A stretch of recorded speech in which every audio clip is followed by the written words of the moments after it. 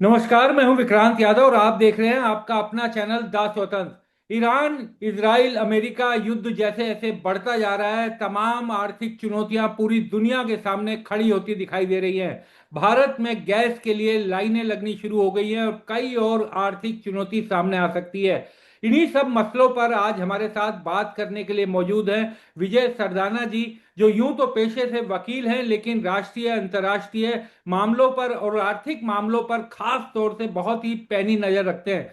विजय जी, बहुत बहुत स्वागत है आपका द स्वतंत्र पर। नमस्कार सर। सर, सबसे पहले तो मैं आपसे ये जानना चाहूंगा, सर आर्थिक मामलों पर बाद में जाएं, पहले युद्ध को लेकर, क्योंकि जिस तरीके से ईरान ने रिटेलिएट किया है, अमेरिका को शायद लग रहा था कि 2-3 दिन में इस मामले को निपटाएंगे, ईरान को हरा देंगे और उसके बाद आगे अमेरिका के हिसाब से चलेगा। लेकिन जिस तरह से रिटेलिएट किया, और सीएनएन की एक खबर आई कि खामेनाई साहब के बेटे, जिसे सुप्रीम लीडर चुना गया है, वो भी उस हमले में घायल हुए थे। बावजूद इसके वो ठीक है और संभाला हुआ है कामकाज। तो अमेरिका की कैलकुलेशन, कहीं ना कहीं अमेरिका और इजराइल की कैलकुलेशन खराब हो गई सर, गलत साबित हुई। बिल्कुल, इससे तो यही लगता है कि जो ईरान के बारे में असेसमेंट था वो काफी हद तक अमेरिका का गलत गया है। और ट्रम्प साहब थोड़े से ओवर कॉन्फिडेंस इस बात से थे कि उनको लगता था कि हमारे पास दुनिया की सबसे ज्यादा ताकतवर मिसाइल्स हैं, हथियार हैं, एयरक्राफ्ट कैरियर्स हैं, हम इससे ईरान को दबा लेंगे। लेकिन जैसा कहा जाता है कि हमेशा जब भी आप कोई इस तरह का बड़ा काम करते हैं तो आपके पास एक कंटिजेंसी प्लान होना चाहिए। और कंटिजेंसी प्लान के साथ साथ आपको आपके ऑब्जेक्टिव्स क्लियर होने चाहिए कि आप किस काम के लिए आगे बढ़ रहे हैं। दोनों ही स्थिति में मुझे लगता है अमेरिकन प्रशासन ने जल्दबाजी में इस चीज का ध्यान नहीं दिया और आज स्थिति कॉम्प्लिकेटेड हो गई है, क्योंकि उनको लगता था कि उनके जो एडवांस हथियार हैं वो ईरान पे भारी पड़ेंगे और वो ईरान अपने आप सरेंडर कर देगा। लेकिन वो इस बात को भूल गए। दो चीजें जो उनके लिए सबसे बड़ी गलत हुई, एक, उनको ये बात समझ में आनी चाहिए थी कि ईरान के ऊपर पिछले कई सालों से सैंक्शंस लगे हुए हैं। तो अगर देखा जाए तो ईरान जो भी कर रहा है वो टेक्निकली आत्मनिर्भरता का एक एग्जाम्पल है। उसको कहीं से कोई मदद नहीं मिल रही। जो भी ईरान ने किया वो इन हाउस डेवलपमेंट किया और अपने जो मित्र देश थे, चाहे वो चाइना हो, रशिया हो, बाकी उनके देश हैं, उनके साथ जो भी उनके संबंध रहे उसी के आधार पे उन्होंने अपने यहाँ पे काम किया। इसका सबसे बड़ा फायदा ईरान को ये हुआ कि पूरी दुनिया में किसी को पता नहीं लगा कि ईरान ने किससे क्या खरीदा, क्योंकि सैंक्शंस लगे। वो अपनी तैयारी करते रहे। और दूसरी तरफ उन्होंने, जब उनको पता था कि सैंक्शंस हैं और हमेशा अमेरिका की तरफ से धमकी आ रही थी, तो उनको ये बात समझ में आ गई थी कि देखिए, रिजीम चेंज का तो काम होगा। सीरिया पे अमेरिका ने अटैक किया, लीबिया पे किया, बाकी देशों पे किया। तो वो मेंटली तैयार थे, क्योंकि इसराइल और ईरान की दुश्मनी कोई नई नहीं है। तो आगे एक समझदारी का काम ईरान के जो प्लानर्स थे उन्होंने किया। उनको लगता था सूनर और लेटर ये हमें तंग करेंगे, उसकी तैयारी शुरू कर दो। तो आप ये मान के चलिए कि पिछले एक दिन की तो तैयारी है नहीं, ये बिल्कुल। तैयारी पिछले 20 साल की है, जो आज धीरे धीरे हमारे सामने आ रही सर वही, इसी से थोड़ा सा और आगे करते हुए, कि जिस तरह से ईरान ने तैयारी दिखाई और रिटेलिएट किया है, उससे तो ये साफ साबित होता है कि वो लंबे समय से तैयार था। लेकिन अब अमेरिका जब ये कहता है कि बिना आत्मसमर्पण किए, बिना ईरान के झुके ये युद्ध खत्म नहीं होगा, तो इस बात की कोई संभावना दिखाई देती है कि ईरान इस मामले में झुक सकता है या पीछे हट सकता है? है। देखिए, आपके सामने उदाहरण है। हम्म। क्या वियतनाम झुका था? हम्म। नहीं झुका। क्या अफगानिस्तान झुका था? नहीं झुका। क्या इराक झुका था? नहीं झुका। कुल मिला के अमेरिका को ये बहुत बड़ी गलतफहमी है कि धमकी से साम्राज्य या देश की जो आत्मसम्मान है आप उसको दबा सकते हो। हम्म। अब क्वेश्चन ऑफ एग्जिस्टेंस है, ये ईरान के एग्जिस्टेंस का सवाल है। हम्म। आप एग्जिस्टेंस के लिए, भारत के अंदर आपने महाराणा प्रताप की कहानियां सुनी होंगी कि भाई महल छोड़ के वो जंगलों में घास की रोटी खाते थे। सरेंडर करते तो अकबर के साथ दोस्ती करके रह सकते थे ना। हम्म। लेकिन नहीं होता है। ये कहीं ना कहीं ट्रम्प साहब की प्रॉब्लम ये है कि उनको ये लगता है कि दुनिया में अगर पैसा है, ताकत है, तो मैं सब कुछ करा सकता हूँ। प्रॉब्लम अमेरिकन के साथ ये है कि वहां पे कोई संस्कृति नहीं है। अमेरिकन एक इमिग्रेंट्स का देश है जो सिर्फ मौके का फायदा उठा के पूरी दुनिया से अमेरिका में पहुंच गए, और उनका एक ही एजेंडा है कि पैसा बनाओ। ना वहां संस्कृति है, ना वहां कल्चर है। तो उनको समाज और समाज की वैल्यूज के बारे में कुछ पता ही नहीं। इसीलिए वो अपनी ही आउटडेटेड इलॉजिकल आर्ग्यूमेंट्स को पूरी दुनिया पे थोपते हैं और पूरी दुनिया के लिए मुसीबत करते हैं। ईरान कोई नया देश नहीं है। ईरान 5,000 7,000 साल पुरानी सभ्यता है। अब आप उस सभ्यता ने पूरी दुनिया में बहुत सारे थपेड़े देखे होंगे।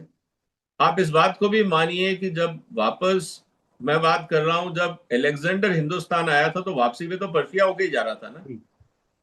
तो क्या पर्शिया ने सरेंडर कर दिया था? उस समय नहीं हुआ। ईरान इराक युद्ध हुआ, 8 साल चला, क्या सरेंडर हुआ? नहीं हुआ। आपने सैंक्शंस लगाए तो क्या उन्होंने आपके हाथ पैर पकड़े? नहीं हुए। तो अमेरिका की सबसे बड़ी प्रॉब्लम यह है कि उनको सभ्यताएं, कल्चर, ईथोस, वहां की सिविलाइजेशन के बारे में कोई जानकारी है नहीं।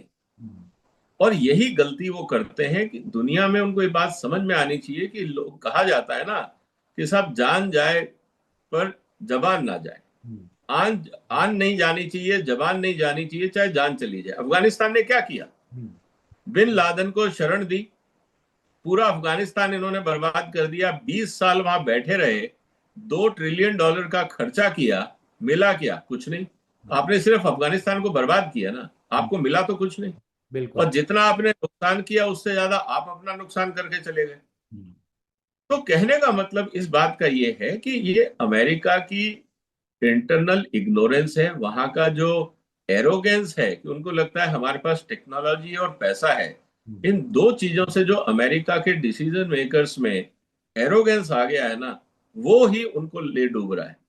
यही समस्या उन्होंने अपनी जो इग्नोरेंस है उसका डिस्प्ले ईरान के साथ किया। बिल्कुल विजय जी, आपने बिल्कुल ठीक कहा। सर, थोड़ा सा इसका आर्थिक पहलुओं पर अब बात करना चाहूंगा कि वैसे तो दुनिया भर पर इसका असर पड़ रहा है, लेकिन अपने देश की चिंता ज्यादा करनी चाहिए हमें।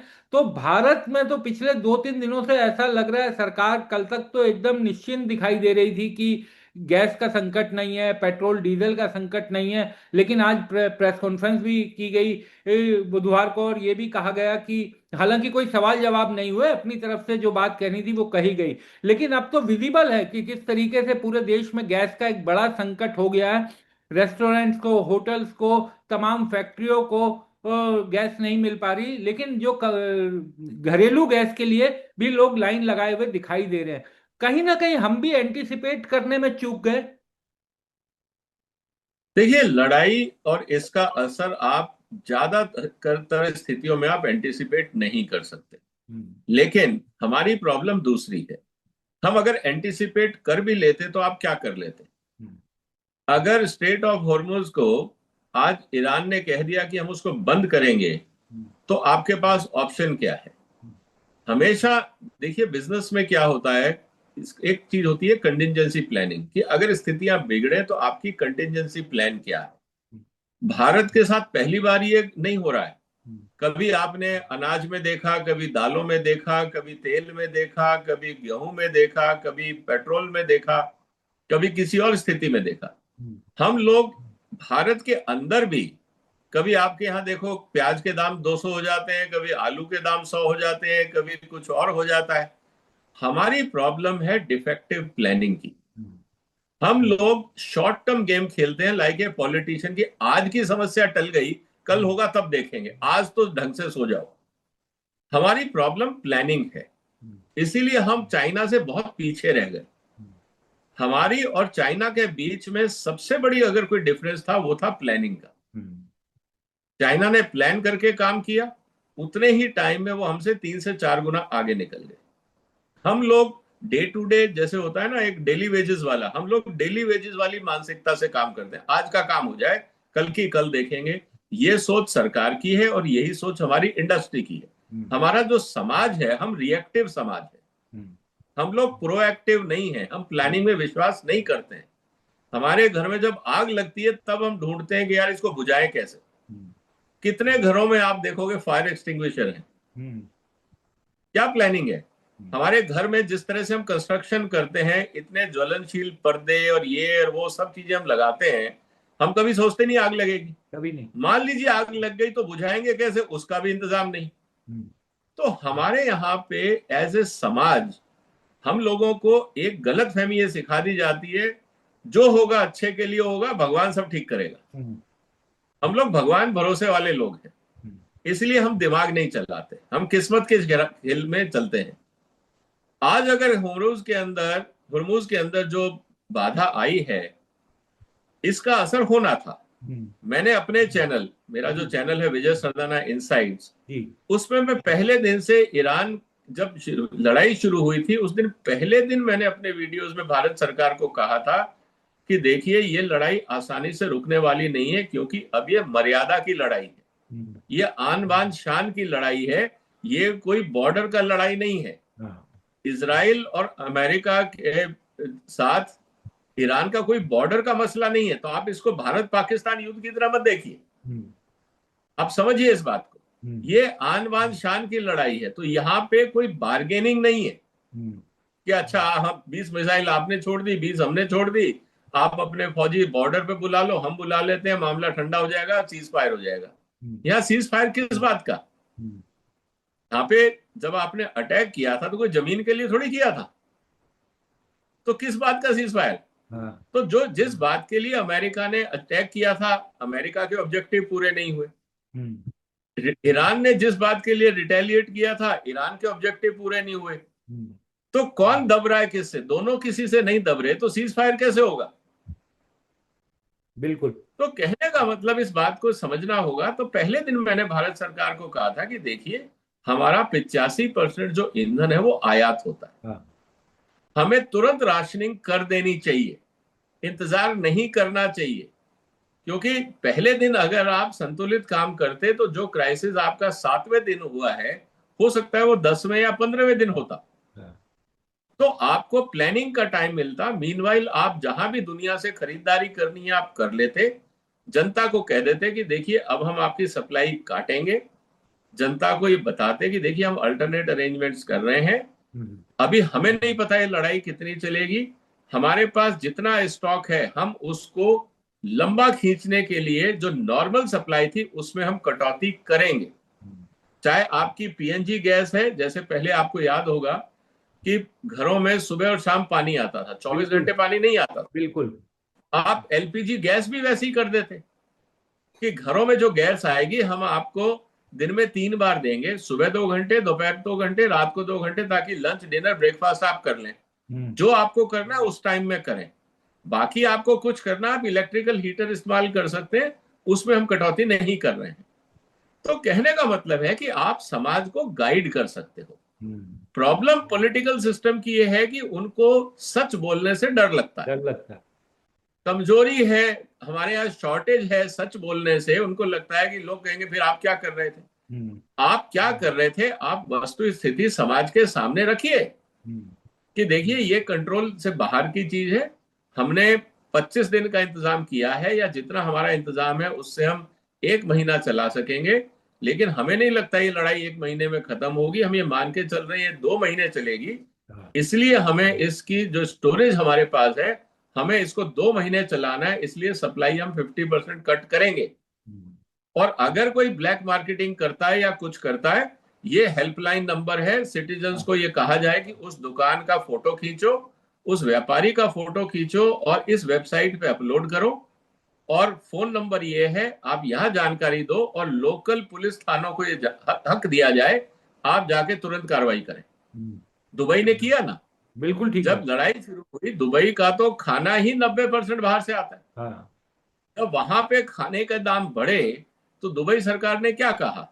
हम्म। तुरंत उन्होंने सुपरमार्केट्स को आदेश जारी किया कि खबरदार, अगर किसी ने हमसे बगैर पूछे रेट बढ़ाए, सबको अंदर कर देंगे। सब दूसरे दिन रेट पे वापस आ गए वहीं पे।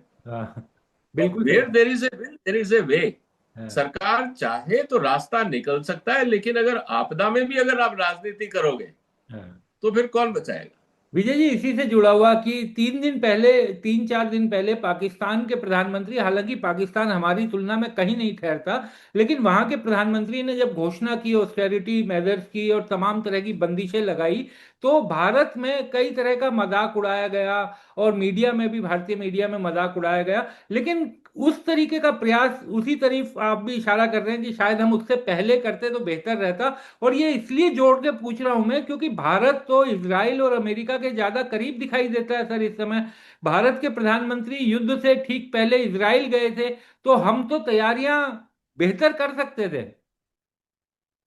देखिए, इसराइल के पास गए थे या कोई और सिचुएशन थी, वो हम्म। अपनी जगह। जी। मेरा ये कहना है कि देखिए, आप इसराइल अमेरिका की दोस्ती से अपने देश की प्लानिंग को नहीं जोड़ सकते। हाँ। आपको ये मान के चलना चाहिए कि देखिए, मैंने क्या बोला आपको शुरू में कि एक कॉन्सेप्ट होता है कंटिजेंसी प्लानिंग। हाँ। इसराइल आपका साथ नहीं देगा, अमेरिका साथ नहीं देगा, तो आप क्या हाथ पे हाथ धर के बैठे रहेंगे? आज रशिया और चाइना आपके खिलाफ हो जाएंगे तो क्या आप करेंगे? आप कुछ नहीं करेंगे। हम्म। ऐसे देश चलते हैं। देखिए, सवाल इस बात का है कि आपका प्लानिंग प्रोसेस क्या है। हम्म। आप इसराइल जाओ, ईरान जाओ, वियतनाम जाओ, चाइना जाओ, रशिया जाओ, हमें कोई एतराज नहीं है और किसी को होना भी नहीं चाहिए। बिल्कुल। सवाल इस बात का है कि आपकी प्लानिंग कहाँ थी। हम्म। और इसराइल के साथ आप गए, इसराइल ने आपको मदद करी। पाकिस्तान का सिंदूर जब हुआ था ऑपरेशन सिंदूर, उसमें उन्होंने मदद करी। आपको उनका थैंक यू करना चाहिए। ऐसा नहीं है कि आप नहीं जाएंगे, आप जाएंगे, क्योंकि ओवरनाइट तो पीएम्स की विजिट डिफाइन नहीं होती है। ये बिल्कुल। तो 6 महीने पहले कार्रवाई शुरू हो जाती है। हम्म। तो इसराइल की डेट्स बहुत पहले फिक्स हुई होंगी। ऐसा तो है नहीं कि उनको पता था कि परसों लड़ाई होनी है तो चलो मैं एक बार जाके यार दोस्त का हालचाल पूछाता हूँ। हम्म। ऐसा तो होता नहीं। तो कहने का मतलब बहुत सिंपल है sir. It is a, we have to plan better, we have to manage better. और ये एंटिसिपेट आपको करना चाहिए, क्योंकि आप 150 करोड़ आबादी हो। हम्म।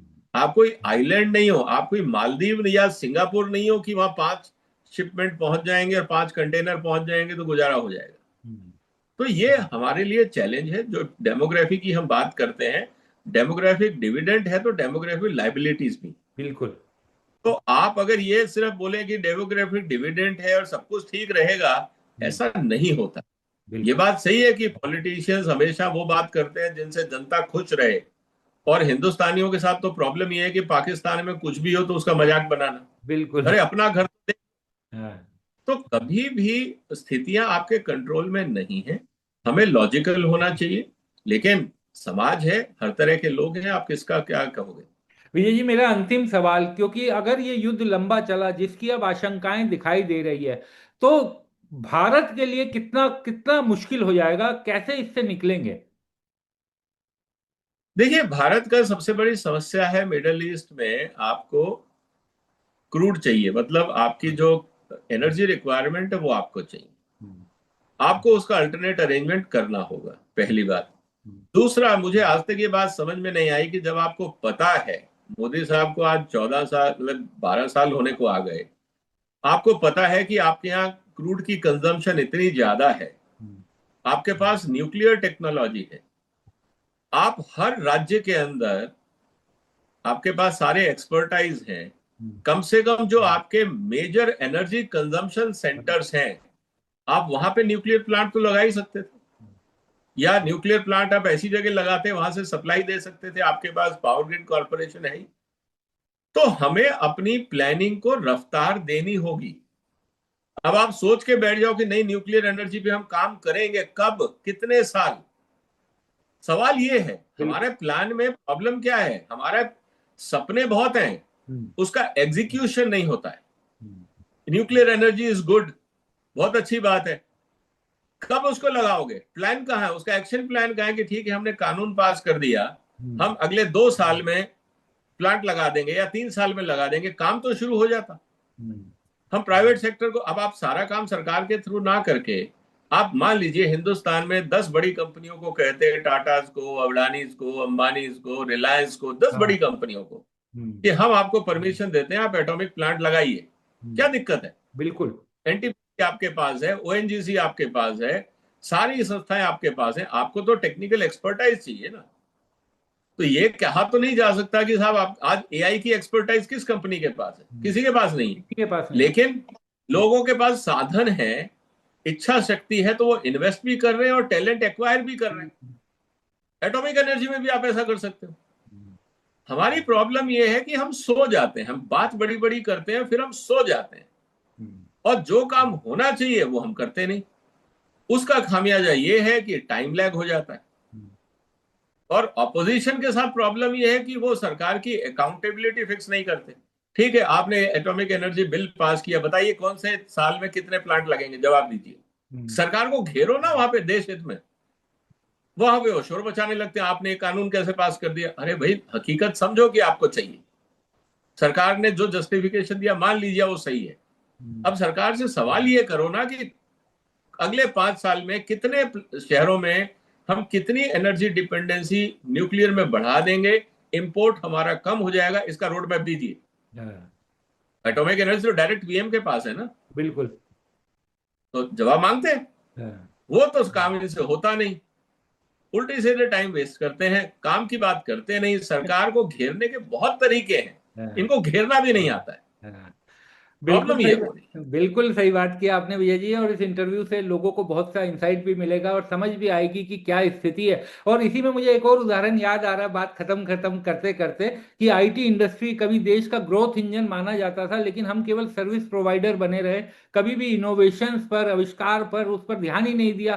तो एक समय जो आईटी इंडस्ट्री पूरे देश का ग्रोथ इंजन था, आज खुद ही अपने अस्तित्व के लिए एआई के आने के बाद लड़ना उसे पड़ रहा है। बहुत बहुत शुक्रिया विजय जी, आप हमारे साथ जुड़े, चर्चा में शामिल हुए। है। धन्यवाद।